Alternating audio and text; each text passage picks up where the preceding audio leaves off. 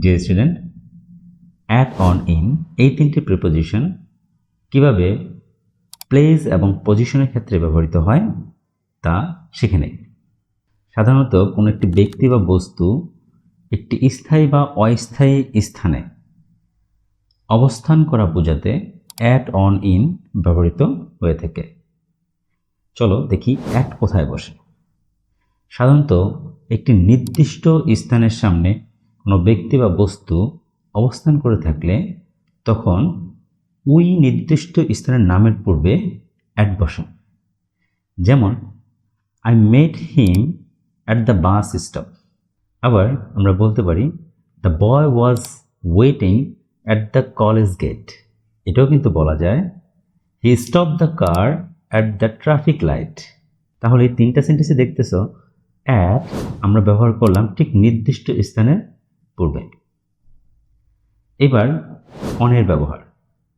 সাধারণত কোনো একটি বস্তু উপরিভাগ মানে সারফেস এর সাথে তার থেকে তুলনামূলক কোনো ছোট বস্তু স্পর্শ করে যদি অবস্থান করে থাকে যে কোনো কিছুর উপরিভাগে, তাহলে ওই উপরিভাগ বা তলদেশ বা আমরা যদি বলি সারফেস এর নামের পূর্বে অন বসে।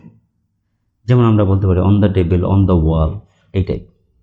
যেমন the board is on the wall. আবার বলতে পারি the fan is installed on the ceiling. আবার আমরা কিন্তু বলতে পারি he put the book on the table. তাহলে আমরা দেখলাম এই উপরিভাগের উপরে অন বসে। এবার চলো দেখে আসি ইনের ব্যবহার। কোনো একটি নির্দিষ্ট সীমা বা সীমানার ভিতরে যদি কোনো ব্যক্তি বা বস্তু অবস্থান করে ওই সীমানার নামের পূর্বে ইন বসে। যেমন in the room, in the field. তাহলে আমরা বলতে পারি the boys are playing in the field, the students are in the classroom, the boy is studying in the library. তাহলে এই কয়েকটা সেন্টেন্স আমরা দেখলাম ইন কিন্তু একটা নির্দিষ্ট সীমার ভিতরে বসতেছে। তো আশা করি সেক্ষেত্রে তোমরা বুঝতে পেরেছো কীভাবে অ্যাট, অন, ইন ব্যবহৃত হয়।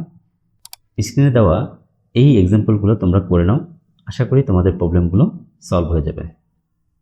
ধন্যবাদ সবাইকে।